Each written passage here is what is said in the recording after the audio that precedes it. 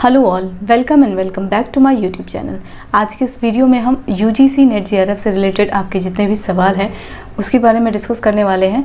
तो सबसे पहला सवाल, वो जितने भी स्टूडेंट हैं जिनके मन में ये सवाल चल रहा है, यूजीसी की तरफ से जो नोटिस आया है उसमें जो आप लोगों का पेपर होने वाला है वो 13 जून से 22 जून तक होने वाला है और फॉर्म फिलिंग की जो डेट है वो 31 मई तक है। तो सवाल यहाँ पे स्टूडेंट्स का ये है कि एक महीने में जेआरएफ क्रैक कर सकते हैं या नहीं कर सकते हैं। मैं बिल्कुल ऑनेस्ट रिव्यू दूंगी इस वीडियो में, और जितने भी वीडियोस आप लोगों ने अब तक देखे हैं कि एक महीने में जेआरएफ क्लियर हो जाता है, तो वो वैसे ही स्टूडेंट होंगे जिन्होंने पहले से प्रिपरेशन कर रखी हो या फिर जिन्होंने अच्छी गाइडेंस ली है। ठीक है, अगर जिनके पास अच्छी गाइडेंस नहीं है, जिन्होंने पहले प्रिपेयर नहीं किया है और इस सिलेबस को जिनके लिए अभी पहले नहीं देखा है इस सिलेबस को, और जिनके लिए सिलेबस बिल्कुल नया है, उनके लिए एक महीने में जेआरएफ क्रैक करना आसान नहीं है। बिल्कुल मैं झूठ नहीं बोलूँगी इस चीज़ के लिए। ठीक है, और आप भी इस मिथ में मत चलिए कि एक महीने में जेआरएफ, अगर आपने कुछ नहीं प्रिपेयर किया है और अचानक से आप इस एग्ज़ाम के लिए नए अपेयर हो रहे हैं, तो बिल्कुल नहीं हो सकता है एक मंथ में ये जेआरएफ क्लियर। हाँ, अगर आपने पहले से पढ़ाई कर रखी है थोड़ी बहुत, जिनका अब तक नेट क्लियर हुआ है, जेआरएफ क्लियर नहीं हुआ है, वो एक महीने में क्रैक कर सकते हैं।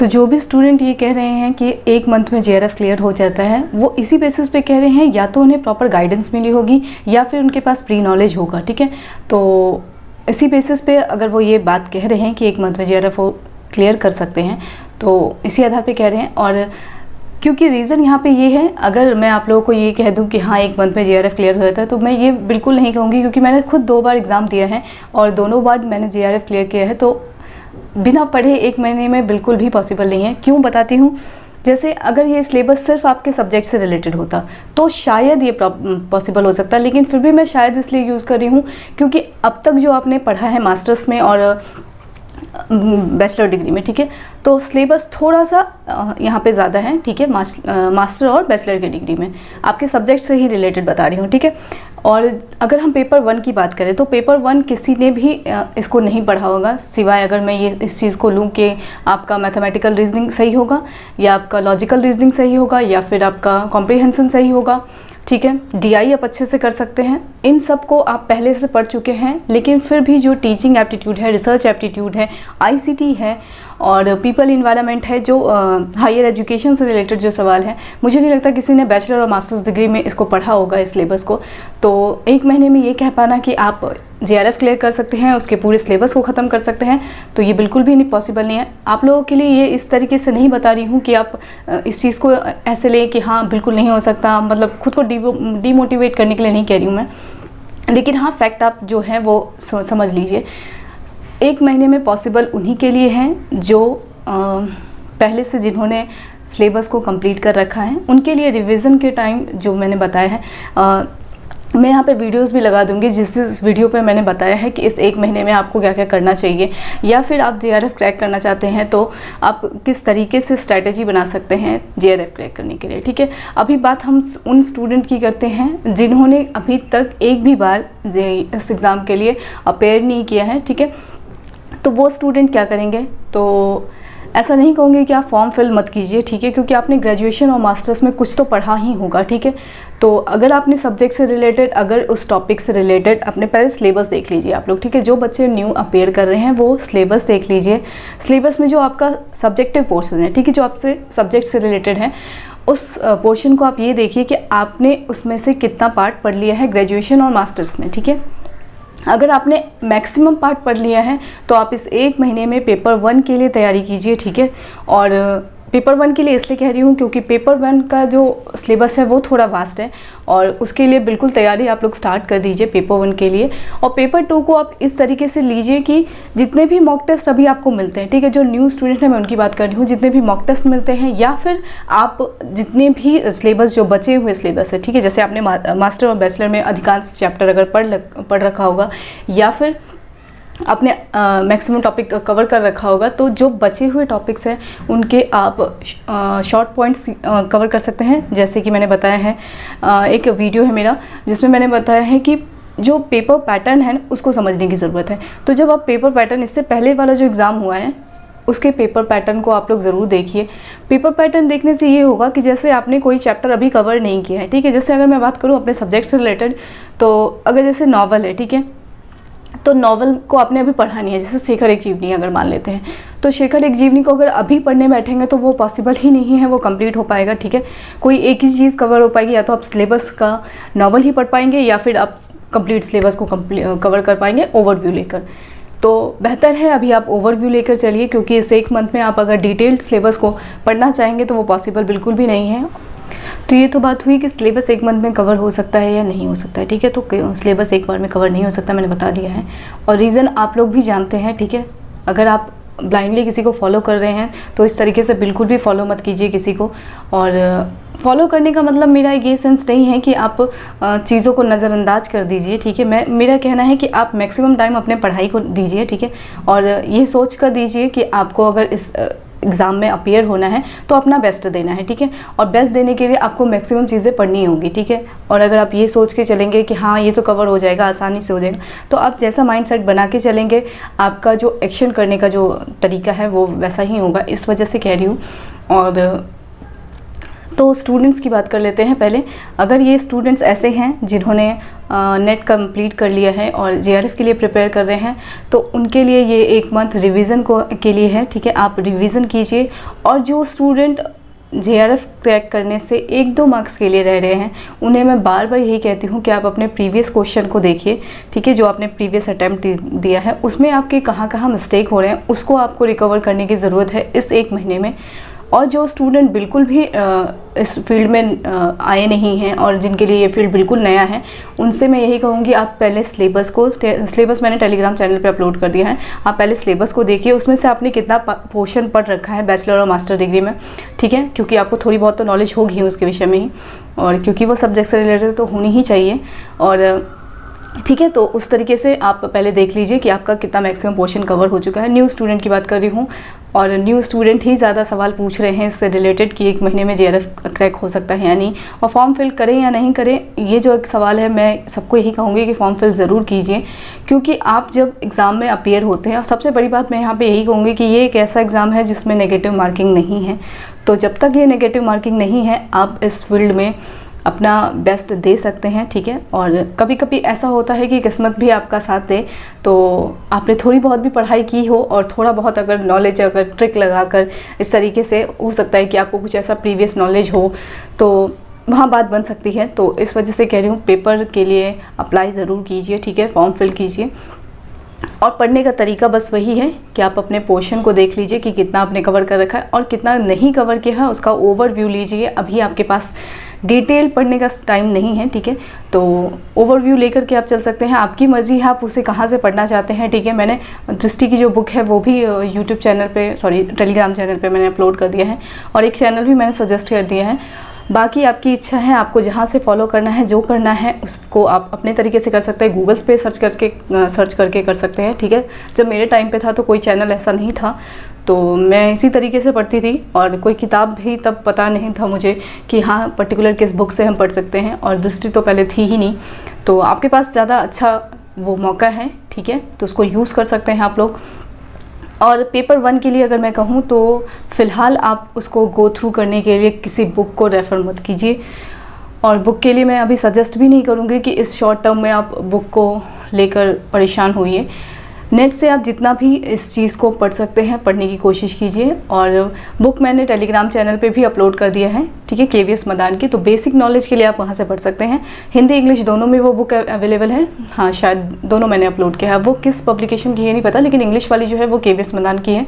तो आप वहाँ से उस बेसिक को पढ़ सकते हैं, और बाकी चीज़ों जैसे को कह सकते हैं, जैसे पीपल एंड एनवायरनमेंट है, हायर एजुकेशन से रिलेटेड है, तो इनके जितने भी लेटेस्ट जो अपडेट आते हैं वो नव क्लासेस यूट्यूब चैनल मैंने बताया था, उसी के तरीके से आप उसको वीडियोस को फॉलो कर सकते हैं। तो इस एक महीने में आपके लिए जो सबसे ज़्यादा ज़रूरी है वो यही कि आपको एक प्रॉपर गाइडेंस मिले और आपको एक अच्छा कंटेंट मिले, जिसके थ्रू आप इस सिलेबस को अच्छी तरीके से समझ भी सकें और पेपर में अच्छी तरीके से अपना बेस्ट दे सकें।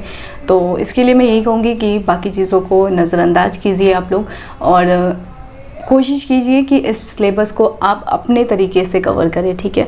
अभी बाकी चीज़ों को फॉलो करने से या फिर क्लासेस ज्वाइन करने से, पेड क्लासेस, ठीक है, मैं पेड क्लासेस की बात हमेशा करती हूँ कि आप लोगों को सिर्फ यही लगता है कि अगर पेड क्लासेस ज्वाइन करेंगे तो वो लोग आपका सिलेबस कंप्लीट करा देंगे। तो मुझे लगता है कि जितने टाइम के लिए आप उनका वेट करते हैं ना कि पेड क्लासेस में कंप्लीट होगा, तब तक हम ये बैठे रहते हैं, ठीक है। तो आप अपना टाइम टेबल खुद बनाइए। किसी भी एग्ज़ाम के लिए मैं सिर्फ यही कहूँगी कि किसी भी एग्ज़ाम को देते वक्त आप सिर्फ इतनी कोशिश किया कीजिए कि पहले आप खुद से मेहनत कीजिए, ठीक है। अगर नहीं निकलेगा तो आप पेड क्लासेस ज्वाइन कीजिए। और अगर आप ये सोचते हैं कि पेड क्लासेस पहले ज्वाइन कर लिया होता तो निकल जाता, तो वो आपकी सोच है, ठीक है। मैं ऐसा नहीं मानती हूँ। पहले मैं सोचती हूँ कि खुद से उस चीज़ को ट्राई किया जाता है, खुद से हो सकता है या नहीं हो सकता है। और मुझे सच में पता है आप लोग कर सकते हैं, लेकिन एक होता है ना कि आप लोगों को खुद पे ही भरोसा नहीं है कि आप कर सकते हैं या नहीं कर सकते हैं, ठीक है। तो गाइडेंस आपको प्रॉपर दी जा रही है, ठीक है। और बार बार यही कहा जाता है कि क्लासेस स्टार्ट करने के लिए नोट्स दे दीजिए। तो मुझे लगता है कि आप अपने तरीके से उस चीज़ को कीजिए, ठीक है। और बुक्स मैंने प्रोवाइड करवा दिया है। और एक और वीडियो मैंने बनाया था नेट JRF के एग्ज़ाम के लिए कि कौन कौन सी किताबें जो हैं वो इम्पॉर्टेंट है। तो इम्पॉर्टेंट किताबें आपको बता दी गई है। इस एक महीने में आप थोड़ा सा सिर्फ इस रिस्क को ले लीजिए और अपने लेवल पे उसको तैयार कीजिए, ठीक है। अगर नहीं होगा तो आप नेक्स्ट टाइम जब अपीयर कीजिएगा तो आप पेड क्लासेस किसी भी चैनल से ले सकते हैं। फ़िलहाल आपको 1 मंथ के लिए अपने आप पे भरोसा करना है और उस 1 मंथ में आपको अच्छे तरीके से पेपर के लिए प्रिपेयर होना है, ठीक है। तो पेपर 1 के लिए मैंने बता दिया, नव क्लासेस यूट्यूब चैनल से आप उसके करंट को पढ़ सकते हैं या फिर शॉर्ट ओवरव्यू ही कह सकते हैं एक तरीके से कि पीपल एंड एनवायरनमेंट में कितने टॉपिक्स हैं उसको कवर किया गया है शॉर्ट वीडियो में, ठीक है। प्लेलिस्ट बनी हुई है। उसी तरीके से अगर हम हिंदी की बात करें तो हिंदी में भी सिलेबस से रिलेटेड जितने भी शॉर्ट टॉपिक है वो उसको कवर किया गया है दृष्टि की बुक में, जो मैंने टेलीग्राम चैनल पे अपलोड कर दिया है और एक चैनल को सजेस्ट कर दिया है। तो ओवरव्यू ले सकते हैं। प्लस एक पॉइंट जो मैं बार बार ऐड करती हूँ कि आप प्रीवियस पेपर को ज़रूर देखिए, ठीक है। प्रीवियस पेपर को देखने से ये होगा कि जैसे अगर अभी आप नॉवल, तो मैं हमेशा कहती हूँ कि आप टेक्स्ट जो है वो मेन पढ़ा कीजिए, लेकिन क्योंकि शॉर्ट टाइम मिल रहा है आप लोगों के साथ, मैं जानती हूँ जैसे कहते हैं ना एक टाइम अच्छा होता है एक टाइम ख़राब होता है, तो वो टाइम आप लोगों के साथ अभी चल रहा है कि इतने शॉर्ट टाइम में बिल्कुल भी प्रिपेयर करना पॉसिबल नहीं है, लेकिन फिर भी आप अपने तरीके से कर सकते हैं इसे। और हो सकता है कि पेपर का लेवल जो है वो इजी हो और थोड़ी सी आपको मेहनत करनी है और इस तरीके से हो सकता है। और एक और चीज़ कह रही हूँ, स्कोरिंग क्वेश्चन जो होते हैं उसे आप बिल्कुल अच्छे से प्रिपेयर कीजिए। स्कोरिंग क्वेश्चन के विषय में भी मैंने अपने फर्स्ट वीडियो में बता दिया है, तो वीडियो का सारा वीडियो जो है वो मैंने स्क्रीन पे शेयर कर दिया है। और इसी तरीके से आप पढ़िए, ठीक है। और न्यू स्टूडेंट के लिए मैंने बता दिया क्या स्ट्रेटेजी आपको अपनानी है। जिन स्टूडेंट का नेट हो चुका है JRF के लिए प्रिपेयर कर रहे हैं उनके लिए क्या स्ट्रेटेजी है, और जिनके लिए जो JRF से एक पॉइंट के लिए रह रहे हैं उनके लिए क्या स्ट्रेटेजी है। तो तीनों ही स्टूडेंट, तीनों ही टाइप के स्टूडेंट इस एग्ज़ाम में अपीयर कीजिए, ठीक है। जानती हूँ कम टाइम है, लेकिन फिर भी अपीयर कीजिए और अपना बेस्ट दीजिए, ठीक है। और बाकी चीज़ें आप बाद में कर सकते हैं, ठीक है। तो क्लासेस आपको लेनी हैं तो बाद में लीजिएगा, लेकिन फ़िलहाल अभी आपको अपने आप पे भरोसा करने की ज़रूरत है और उसी तरीके से आप पढ़िए और इस एग्ज़ाम को अच्छे से दीजिए। मुझे पता है आप सब में से मैक्सिमम स्टूडेंट ऐसे होंगे जिनका ये पहला होगा और पहली बार में वो JRF और नेट क्रैक करेंगे, तो ये आपके लिए भी खुशी की बात होगी और आप ये प्राउडली कह सकते हैं कि हाँ ये मैंने खुद से किया है, ठीक है। तो आज मैं अगर आप लोगों को गाइड करती हूँ तो सिर्फ इसी बेसिस पे, क्योंकि मैंने खुद सेल्फ स्टडी से ये सब कुछ हासिल किया है। वही बार सेल्फ स्टडी से किया था और नव क्लासेस के यूट्यूब चैनल को फॉलो किया था। मैंने कोई पेड क्लासेस नहीं ज्वाइन की है, ना अनअकैडमी पे किसी को फॉलो किया है। अनअकैडमी के एक वीडियो को देखकर सब लोग यही कह रहे थे आपने पेड कोर्स ज्वाइन किया है क्या, तो मैं सिर्फ नव क्लासेस जो नवदीप मैम है उनसे मिलने गई थी और उसमें ऐसा कुछ नहीं था।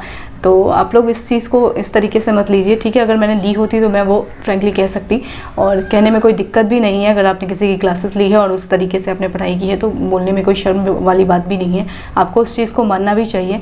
तो जिस चैनल ने मुझे सपोर्ट किया सबसे ज़्यादा, तो पेपर 1 के लिए मैंने नव क्लासेस के यूट्यूब चैनल को आप लोगों को बताया भी है कि वो चैनल ऐसा है कि अगर आपको बिल्कुल भी नॉलेज नहीं है किसी भी टॉपिक के बारे में, तो थोड़ी बहुत नॉलेज जो है वो आपको वहाँ से मिल जाती है। लेकिन फिर भी मैं यही कहूँगी कि अगर आपको मेन टेक्स्ट पढ़ने का टाइम मिलता है तो पहले मेन टेक्स्ट पढ़िए, उसके बाद ही इन चैनल को फॉलो कीजिए, क्योंकि टेक्स्ट जब आपका पढ़ा हुआ रहेगा और तब आप शॉर्ट वीडियोज़ के ज़रिए या ओवरव्यू लेते हैं तो चीज़ें जल्दी समझ में आती है। चूँकि अभी 1 महीने का टाइम बच चुका है, मेन टेक्स्ट पढ़ने का टाइम नहीं है, इसीलिए कह रही हूँ ओवरव्यू ले सकते हैं अभी आप, कोई दिक्कत वाली बात नहीं है।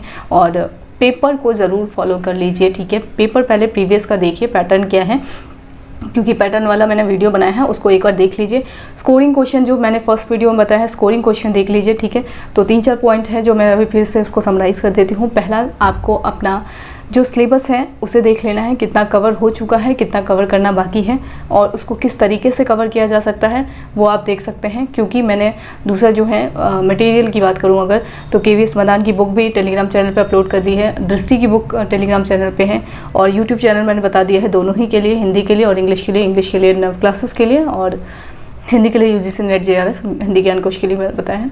और तीसरा जो पॉइंट है वो ये कि जब आप पेपर पढ़ रहे हैं, ठीक है, तो स्कोरिंग क्वेश्चन को आप ध्यान देंगे, ठीक है। स्कोरिंग क्वेश्चन जो है वो आपका मैक्सिमम पॉइंट शायद कवर करता है 30 या 60 ऐसे हैं, ठीक है। तो इस तरीके से आप देख लीजिए कि स्कोरिंग क्वेश्चन को तो बिल्कुल आप लोगों को गलत नहीं करना है, ठीक है। उन सारे क्वेश्चन को अच्छे से रीड आउट करना है और अच्छे से पहले उन्हीं पोर्शन को कवर कर लीजिएगा। तो स्कोरिंग क्वेश्चन वाला वीडियो देख लीजिएगा आप लोग एक बार, और जितनी चीज़ें मैं बता रही हूँ उसे एक जगह नोट डाउन कर लीजिए कि आपको किन किन चीज़ों पे ध्यान देना है, और उन सब को करने के बाद ही आप कोई अगला स्टेप लीजिए, ठीक है। तो ऑल द बेस्ट। अगर आपका इस बार आप प्रिपेयर होने वाले हैं इस एग्ज़ाम के लिए, और अच्छे से एग्ज़ाम दीजिए, और अच्छी न्यूज़ इस वीडियो के कमेंट सेक्शन में लिखिए। और भी कोई डाउट अगर आपको मन में हो तो इस वीडियो के कमेंट सेक्शन में आप पूछ सकते हैं, ठीक है। वीडियो को एंड तक देखने के लिए थैंक यू सो मच।